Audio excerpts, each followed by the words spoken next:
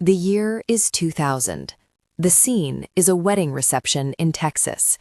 It looks perfect. Justine Wilson, the aspiring novelist, and Elon Musk, the young tech entrepreneur, are swaying on the dance floor. It's the definition of a fairy tale start. But as they turn, Elon leans in. He brings his lips close to her ear and whispers 6 words that would haunt the next 8 years of her life. I am the alpha in this relationship. Justine pulls back slightly. She laughs. She thinks it's a joke, a quirky bit of roleplay from her new husband. But Elon doesn't smile. His eyes are dead serious. It wasn't a joke. It was a warning. In that split second, the dynamic was set. This wasn't a partnership. It was a hierarchy. Justine would later write that she shrugged it off in the moment, blinded by love and the excitement of the future. But looking back, that whisper was the first domino. Most people assume the billions destroyed them, that the lifestyle of private jets and Bel Air mansions eroded their love. But the truth is darker. The cracks didn't start with the PayPal fortune. They started right there on the dance floor, with a whisper that proved the boardroom would never stay left at the office. Forget the techno king or the billionaire on Mars. Rewind to the early 90s. Queen's University, Ontario. Elon Musk isn't a titan of industry yet. He's just a 19-year-old student who has decided he wants the girl. Her name is Justine Wilson. She's an aspiring writer, sharp and independent, and frankly, she's not interested. When Elon asks her out for ice cream, she says yes just to be polite, but then blows him off. She leaves a note on her dorm room door and heads to the student center to cram for a Spanish exam. Most guys would take the hint. They'd see the empty room, feel the sting of rejection, and walk away. Elon Musk is not most guys. Hours later, Justine is deep in her textbooks when she hears a polite cough behind her. She turns around, and there he is. He's standing there, smiling awkwardly, with 2 chocolate chip ice cream cones melting over his hands. He didn't just call again, he physically tracked her down across campus. At the time, it played like a scene from a rom-com. It was charming, it was proof of his devotion. But looking back, Justine realized it was the first red flag. As she later wrote, he is not a man who takes no for an answer. That persistence quickly morphed into a dazzling form of control. Elon knew Justine's weakness wasn't jewelry or cars, it was literature. So he handed her his credit card and told her, "Buy as many books as you want." For a broke college student with dreams of being an author, it was the ultimate fantasy. It felt like he was investing in her mind. It felt like freedom. But in reality, it was the first golden handcuff. He was buying his way into being indispensable, blurring the line between a partnership and a transaction, a dynamic that would define their marriage years before the first billion was ever made. October 2002. The grind finally pays off, and it pays off massive.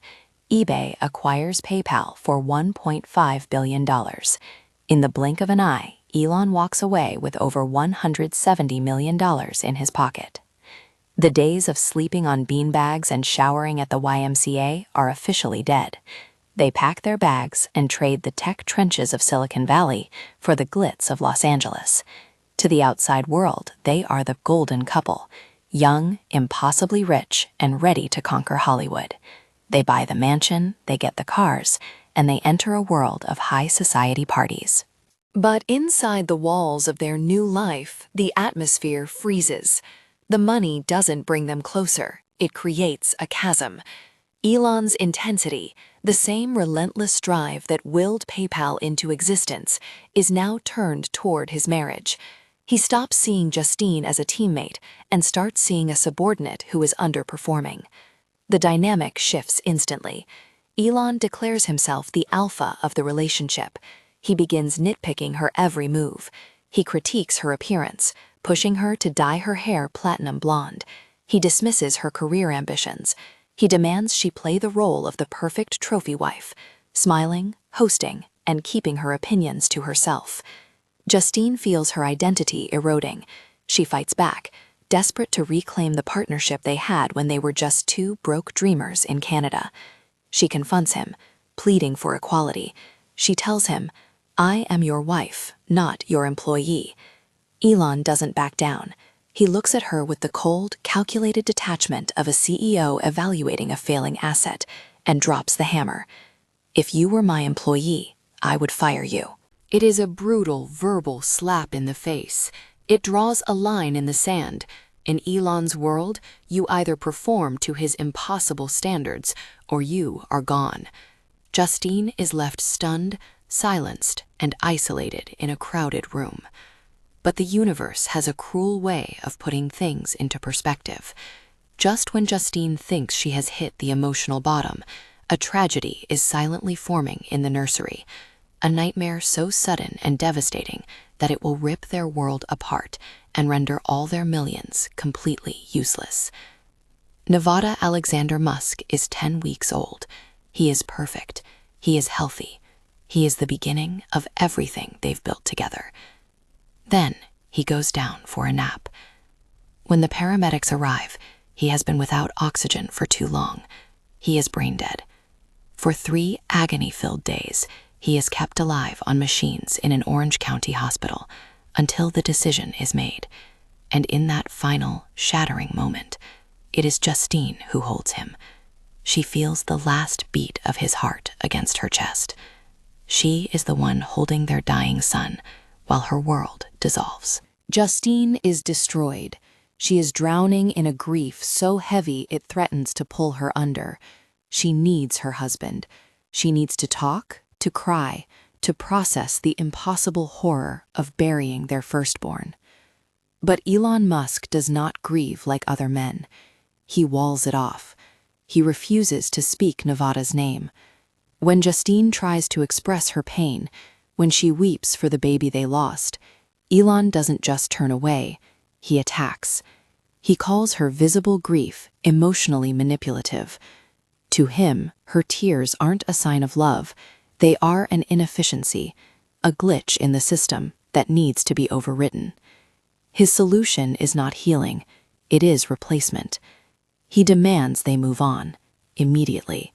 I want to get pregnant, he decides, as swiftly as possible. Less than 2 months after holding her dead son, Justine is walking into an IVF clinic. She is still bleeding inside, still in shock, but she buries her feelings deep, just as he demands. She forces her body into a grueling regimen of injections and procedures because she believes this is how she saves her marriage. This is how she survives. And from the outside, it looks like a miracle. In just 5 years, she gives birth to twins, then triplets, 5 sons. A chaotic, beautiful, overflowing house. The photos show a booming dynasty, a tech mogul with his perfect brood. But inside that home, the silence is deafening.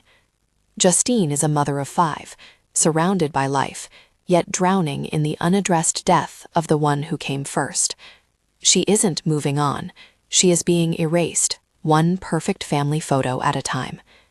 Elon didn't just want to change the world anymore. He wanted to edit his wife. The dynamic shifted. The man who once handed her his credit card in a bookstore and told her to buy as many books as she wanted now seemed irritated by her intellectual independence. He stopped seeing Justine the writer, the partner who could match his wits, and started looking for something else, a decoration, a trophy. It started with the hair. Go platinum, he told her. It wasn't a suggestion, it was a directive. Justine refused. She wasn't a blonde bombshell, she was a novelist. But Elon pushed harder. No matter how many highlights I got, Justine later wrote, Elon pushed me to be blonder. He wanted the aesthetic of a trophy wife, a visual accessory for the arm of a billionaire. Then came the erasure of her voice. When she tried to assert herself, to remind him that she was his wife and not his subordinate, he cut her down with a brutal corporate coldness. If you were my employee, I would fire you. Justine felt herself disappearing. She was becoming a ghost in her own mansion, or as she described it, a house ornament. She felt forced into the role of a sideline player, a trophy wife, and by her own admission, she sucked at it. She wasn't interested in Botox or silence. She was bored by the shallow conversations of the social elite, but her boredom was treated as a defect. She tried one last time to reclaim their partnership. She convinced him to try marriage counseling. They went for 1 month, 3 sessions. But Elon Musk doesn't negotiate indefinitely. He issued a final ultimatum, a deadline that hit like a termination notice. Either we fix this marriage today, or I will divorce you tomorrow. It's spring 2008. Elon and Justine are sitting in a counseling office, but the air in the room isn't hopeful, it's suffocating. They've only been in therapy for a month, just 3 sessions, but Elon is already done waiting. He's running 2 companies, carrying the weight of the world, and he looks at her with the same cold, calculated intensity he uses in a boardroom. He delivers an ultimatum that sucks the oxygen right out of the room. He tells her, "We fix this today, or I divorce you tomorrow." That's it. No negotiation, no more time. In that moment, Justine realizes exactly what fixing this means. It doesn't mean compromise. It doesn't mean partnership. It means accepting the status quo. It means accepting her role as a trophy wife, a sideline player in the spectacle of his life. She realizes she has become a blonde shadow, dyeing her hair platinum at his request, getting thinner, smiling when the men talk, and hiding her own brilliance to fit the mold of an alpha's wife. She looks at him and knows she can't do it anymore. She can't just shut off her need for equality like a light switch. She tells him she loves him, but she can't make that choice right now. She says she needs time. She asks for just 1 week to think. Elon nods. He touches the top of her head, a gesture that feels less like affection and more like a dismissal, and leaves the room. The next morning, the brutal reality sets in. Justine goes to buy coffee, swipes her card, and it's declined. He didn't just leave, he cut her off. She discovers her credit cards have been canceled. That is how she finds out her marriage is over. He didn't even tell her himself. He simply filed the divorce papers, and just like that, the starter wife was gone. 6 weeks later, the ink isn't even dry on the divorce papers when Justine's phone buzzes. It's a text from Elon. He's engaged.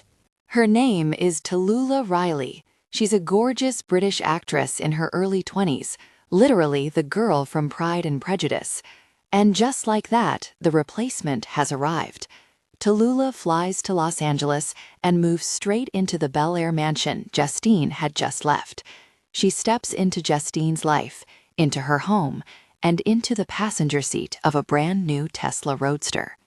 For Justine, the realization hits like a physical blow. She looks at this young, blonde, perfect trophy wife and finally understands her role in the story.